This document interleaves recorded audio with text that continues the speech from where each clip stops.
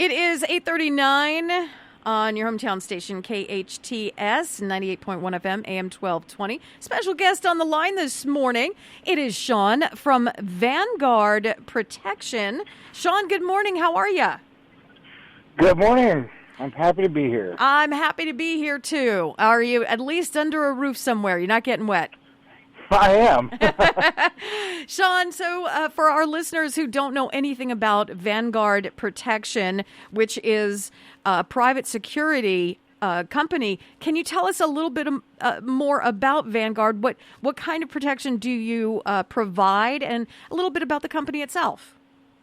Certainly. Again, we're Vanguard Protection. We're a private security contractor based right here in Santa Clarita.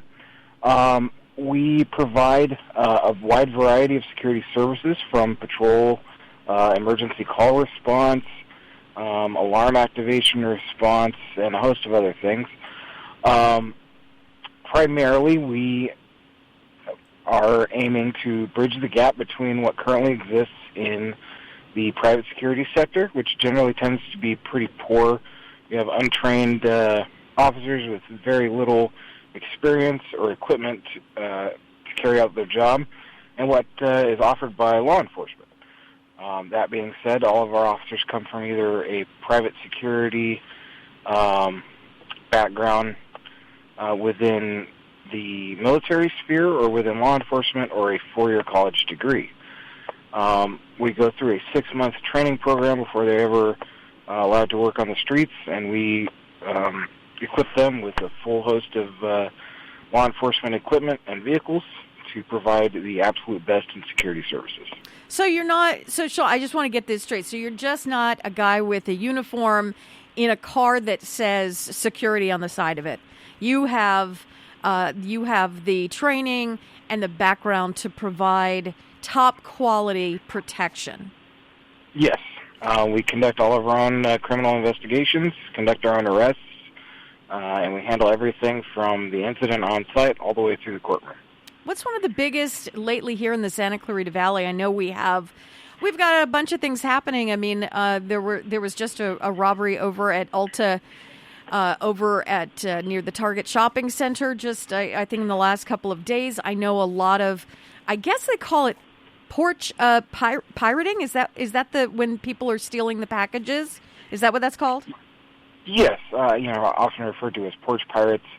Some of the common things we see every year when it comes to holiday season, starting in November, is usually, the porch pirate activity, auto burglaries where people are breaking into cars and stealing things, crimes of opportunity like that, and the occasion, burglaries, home burglaries become more prevalent during this time of year. However, this year's been a bit unique. We've seen many, many more residential break-ins and these kind of smash and grab daylight robberies than I think we've ever seen before. Why do you suppose? Why is there an uptick in this really unusual behavior with these mass smash and grabs? I don't recall ever seeing a rash of these robberies before in my lifetime. I mean, where you have like a mob of people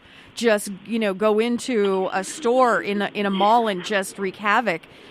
Is this something new that we need to be on the lookout for? Oh, absolutely. Like I said, we've seen a much bigger shift away from the kind of random crime of opportunity where people are breaking into cars or stealing stuff off porches, to very brazen acts with breaking into homes with people still in them, and these daylight robberies. I think what's spurring a lot of it is you have a lot more people that have become fairly desperate over the last few years with the COVID restrictions and what it's done to business and people being out of work. And the lack of enforcement by law enforcement on the streets due to, various factors from political climates to staffing shortages. That's causing, this kind of breeding ground for the robbery activity. If these thieves are casing, very what I would call soft targets, places that don't have any or very little security. They might, places that might have cameras or things like that really aren't a deterrent. But if there's no physical security presence there, and there's a lot of high-value stuff that they can get in, grab, and take off very quickly, those are the places they're going to target. Shawn, I don't mean to interrupt you, but I wanted to Sure. touch upon that because you mentioned the doorbells, and it seems like so many people have these doorbells that have the cameras in them, and that's not, at first, years ago, I don't know, they became popular, I want to say like 5-6 years ago, and so many people have them now, but these robbers seem a lot more brazen, and that doesn't necessarily deter anyone anymore. Because we've seen, at least I see on the Nextdoor app, they will see someone, they'll post pictures of someone who was casing or someone who robbed their porch or someone, and these robbers don't even have on a face mask. It's very brazen. What do you suggest we do to safeguard our homes? I would have thought those camera doorbells would be a slam dunk. Apparently, they're not. What do you suggest we do during this time of year? Well, really cameras and lighting, things like that is just one facet of protection. They're passive. These are passive measures, right? They can't take an active measure on it. Really being active, having active security. So, if businesses or residents are experiencing issues, they can contact a company like ours. We are proactive. We really work hard to structure protection packages to make the biggest impact. As far as residentials or people that are concerned in their communities, talk to your neighbors. A lot of people overlook that nowadays, but a camera is very good, but only another human being is going to be able to see something and take action. If your neighbor's watching your home and they can see someone suspicious, maybe they can go out there and talk to them, see what they're doing, contact law enforcement. They can be a much bigger asset than most people think. Always having cameras is a good idea, but people need to understand that the camera can only do so much, and it's only so much of a deterrent. With everyone wearing face masks now, people can walk through neighborhoods, and it's really not that odd to see someone wearing a covering over their face. Exactly. Mm-hmm. Shawn, so, taking measures like that, I think, often get overlooked, but can be very important. A quick question: does Vanguard Protection Security do they provide if let's say I was having a big holiday party, whether it's business related or just residential, and I thought a lot of cars are going to be here unattended. Can we hire you for something like that? Do you do anything like that?